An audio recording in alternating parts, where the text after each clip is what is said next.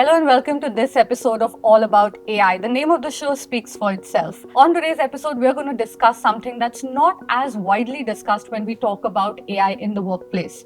Normally, when we hear about using AI in our workspace, it's about being more creative, it's about being more fast, it's about being more efficient. But what we don't really know or discuss is the fact that AI can also help foster a more equitable and inclusive workspace.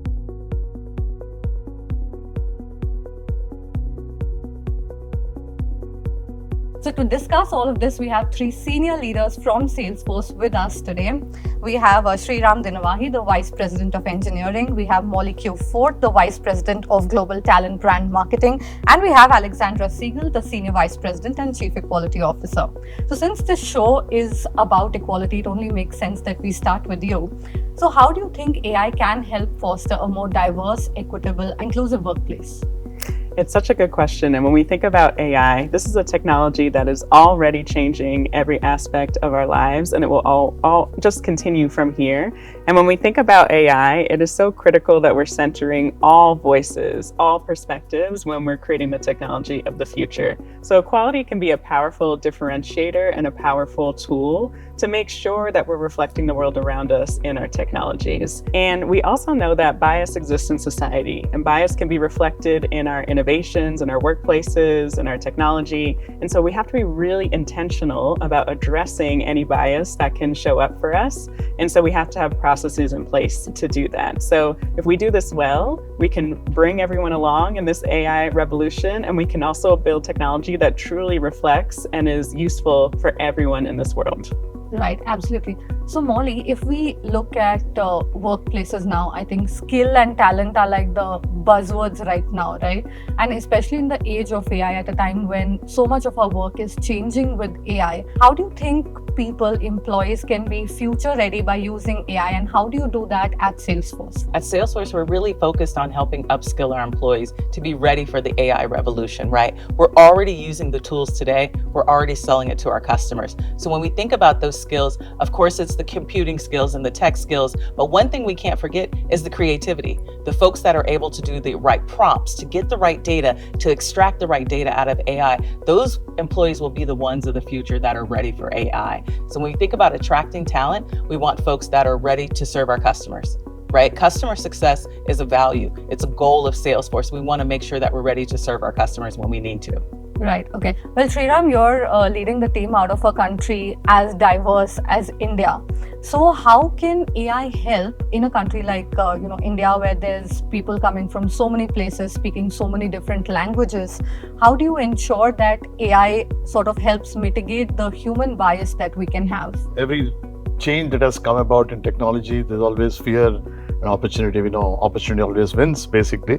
Having said that, with the pace at which we are bringing AI into the enterprise, we started with chatbots, we had GPT, we blinked, we went to Copilot, and now we are in the world of agent. Right. There is obviously, a concern internally as well within employees about, there's a trust gap basically, right? And they need to understand better about how we are building this technology. We need to educate them and skill them so that they understand how we build, what data is being used, so that we can drive levels of productivity and achieve great outcome for the business basically. So there is a trust gap, and I think in Salesforce we take that very seriously, with trust being a very number one value for us, to kind of really be committed to lead with technology development, deployment with the we have an Office of Ethics and Humane Use, which is very important, which guides us, and we look at every aspect of what we're doing internally to see how we can take advantage of technology, but with AI, but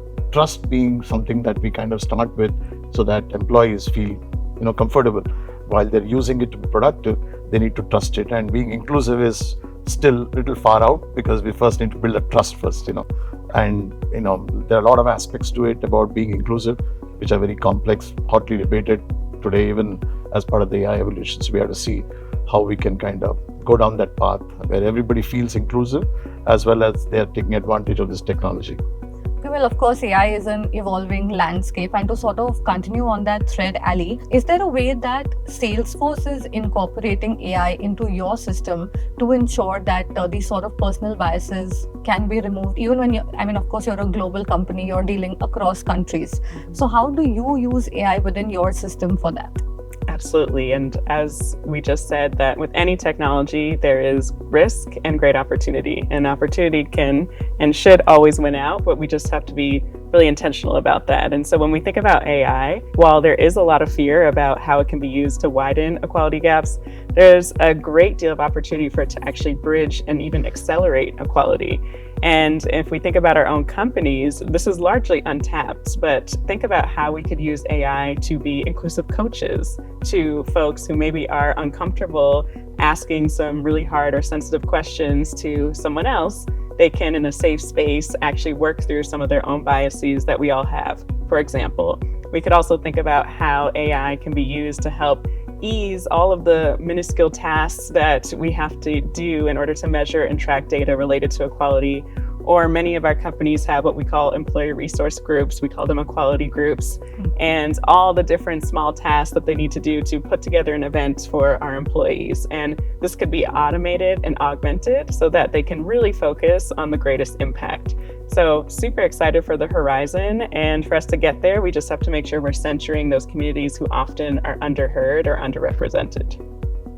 Right, absolutely. And to again continue on that thread, Molly, AI systems can also help support the career progression of people within the company, right? And especially of groups that are comparatively underrepresented. It could be women, it could be ethnic groups, however it is. So, how can people who may be facing both external and internal biases, how can the system within the company sort of support it be more equitable?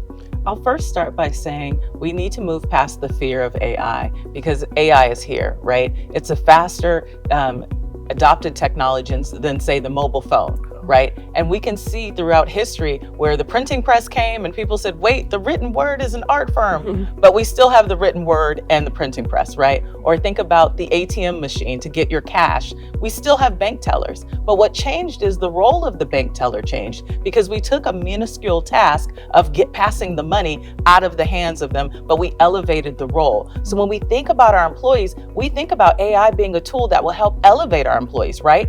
I can take the mundane task that I have to do. Let's get this budget approved. Let's write this memo.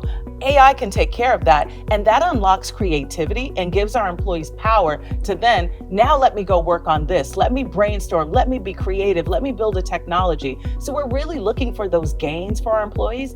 And Harvard Business Review tells us employees with AI will be the ones who have the jobs of the future instead of employees without AI. So when we're looking at the opportunity for AI, it's like a greenfield for us, right? What are we going to be able to unlock to help our employees go faster, be more productive, and at the end of the day, deliver better customer service to our customers? Right, and since a lot of this focuses on customer service and employee engagement and all of that, could you give us any cool tips or tricks that you guys sort of use that can help us communicate better within our workplaces? So we're all in love with Slack AI, right? We've seen that Slack tells us 47% employee productivity gains, right? So Slack can summarize meeting minutes for you, right? You go to a meeting, you're done with the call, you said, wait, did I have any to-dos? Did I have action items? Slack will give you that summary, right? Slack can also ping you and tell you it's time for you to do a quarterly check-in with your employee.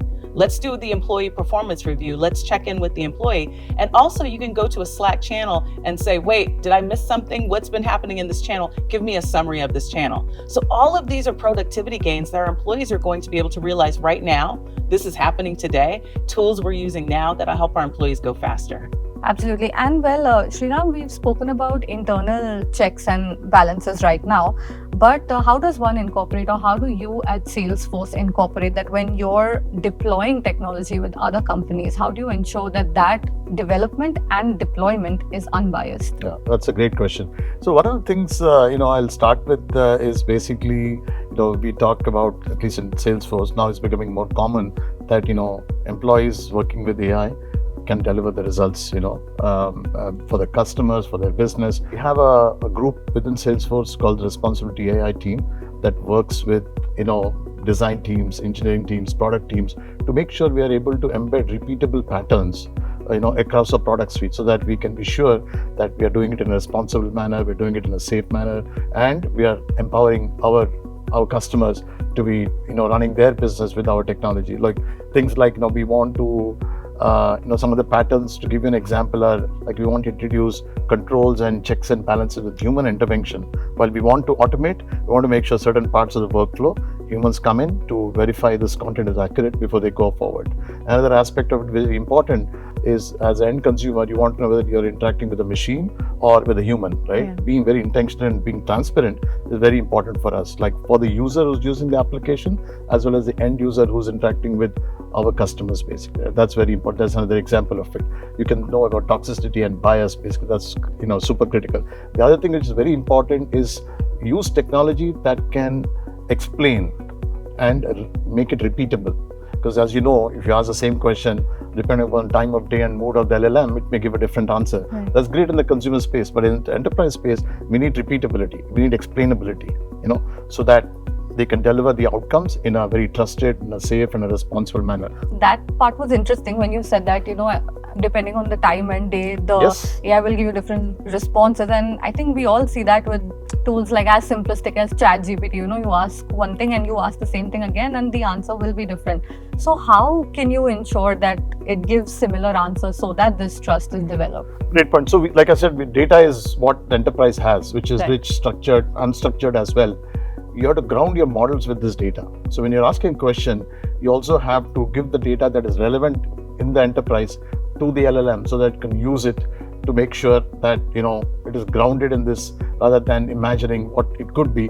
So there are prompt engineering techniques, like we tell the LLM, when you're sending the prompt along with the data, we also say, do not answer if you don't know. Right? It's better for the LLM to say, look, I don't know the answer to this question, and then the user decides to take whatever action it is, versus saying, look, I don't know the answer, but let me come up with some answer, because the user is asking. So these are different techniques we use in our technology, which also we want to make sure our customers are able to customize to their needs with easy kind of builders that we provide. That's super interesting. So how do you see the future of AI in transforming, since this is exactly what you handle, how do you see the future of AI in transforming global talent branding strategies? So I'm looking forward to my digital agent, my digital coworker, right? When does my digital coworker start? And that way I can hand off some activities, because when we think about recruiting and attracting talent, we really want to talk to the person. We don't want to shift through resumes. We don't want to go searching for that talent. We want to be able to find very quickly what is the talent we need to fulfill whatever business problem or company problem we need. So we're really looking forward to the opportunity where we can work with an agent to say, where's the talent? How do I find the talent? Where is this talent? Because of course we want talent from all over the world, right? We want the best talent no matter where they are globally. So how do we get to them faster? How do we discover who they are? And then when I get on the phone with the leader, our recruiters are able to have a conversation around, I've found you the best talent, I've scoured the world.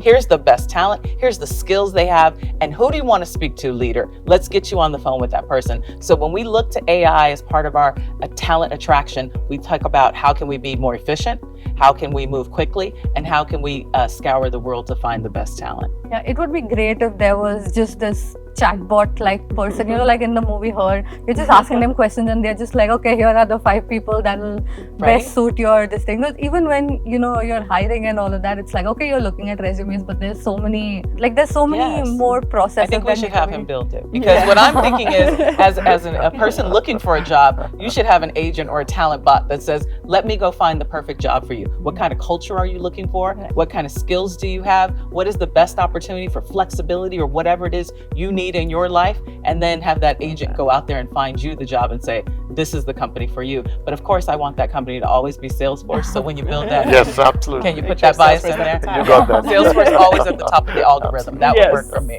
Towards the end of this discussion, I want to ask all three of you what your favorite AI tool is that you use on a daily basis, or even if you don't have a favorite AI tool yet, what kind of tool would you most like to be developed, and then we can ask him to develop it. Okay, then he'll build it. Yeah. Absolutely. Promise. Yes, You I have a pen promise. and a notebook ready. I have my agent ready. Oh, there you go. There you go. With the kind of information we have coming at us, and the number of channels we have to be staying on top of, to just be able to meet deadlines, to understand what meetings we have missed, to understand what action items we have to take and follow up with whom, we cannot do it at this point. And only when we had Slack AI, we are now able to maintain our sanity, prioritize things, be very efficient, and be on top of things to meet people, get work done. It was very overwhelming using Slack only, but till Slack AI came about, we were not able to, deal with the information overload actually. So that's why I love what Molly said. That's become table stakes for us, just like how you cannot work without email back in the day. Today, we're all Slack first, Slack AI first now. Okay, we need to try that as well. Yeah. Molly, yours. Mine is Favorite. going to be fun. So when it's my employee's birthday, I write them a haiku. Nice. Slack AI is helping me write them a Yes, birthday there you go. haiku. That's your You favorite. run out of creative things to say. Happy birthday, so and so. You tell the team it's their work anniversary. So I've been using Slack AI and our Writer AI tool to actually write something fun for the team to say happy birthday to people, acknowledge their skills or what success they've had in that haiku. And so it's been very fun, and my team thinks it's creative. And now the secret's out. They think I've been writing those myself. Yeah. And now everybody is going to know. So Yes. they're all going to Yes. do that. Everyone's Birthday haikus for all employees. Right. Ali, your favorite AI tool. Well, I want to build on what Molly was talking about, because I think there's such a great opportunity here for, again, we talk a lot about how AI can cause or emphasize bias, but there's so much opportunity for some sort of agent who can check bias, whether that's a recruiting agent who's helping us to illuminate, actually you've only looked at resumes that are from people from these schools, and let's actually widen the nets and translate skills that maybe as a human it's harder for us to translate those soft skills, and the AI can help surface that for us so that we're finding new talent in new places. And then I also think about internally, if our employees had a coach that could help connect them to career opportunities and give access again to folks who typically, we know the research shows that women, for example, have less access on average than men to career sponsors. So can there be some sort of AI agent that can connect them to those opportunities or help them to understand what they need to do to connect to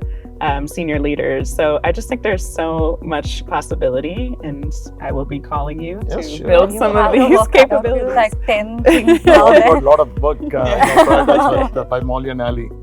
Right. I just want to throw in one more question, because all Absolutely. three of you deal with such diverse things. In a future job landscape, what would be the one skill that you guys would want for someone in your team? Well, Molly mentioned it, but WEF has a list of what the skills of the future are going to be. And what I think is really interesting is that they are largely all human skills. Yes, there's data and AI competency, which we all need to have to stay relevant, and especially in this job market. But a lot of them are human skills like empathy and creative thinking and agility.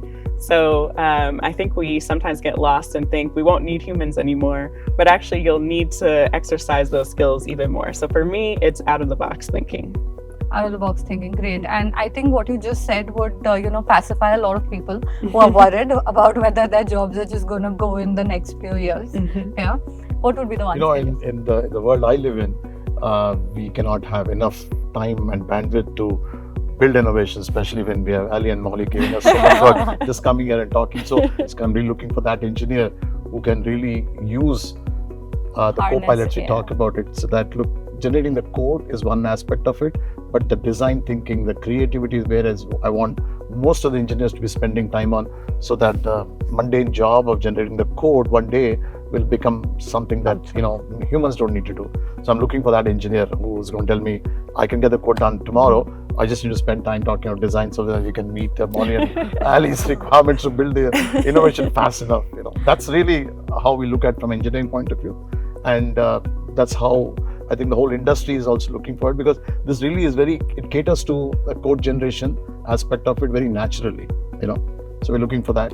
All right. So any engineer who's watching this and thinks that you can do this, please reach out and Please, we'll get you absolutely. in I would like to brand. hire that engineer for sure. Sure. What about you, Molly? I think I'm going to borrow from Allie's list, right? Because I was thinking, how do I make my answer different? And I said, empathetic leaders, right? People leaders and people that are invested in being great managers are really what the skills I'm looking for on my team. So when I think of empathetic leaders and building great managers, I think starting with empathy is going to be one of those great things. We want to build a diverse workforce of the future. I want someone that cares about the employee and is concerned about them and their well-being as well as their work product, right? And so I would say empathy would be mine. Well, it's so heartwarming to hear that, and know that leaders today are looking for people who have people skills rather than just the technical skills. And so that is something that everyone needs to focus on if they want to be relevant in the jobs of the future, right? Thank you all so much for joining us here. This was so insightful. Thank you Thank so you. much. Thank you for having us.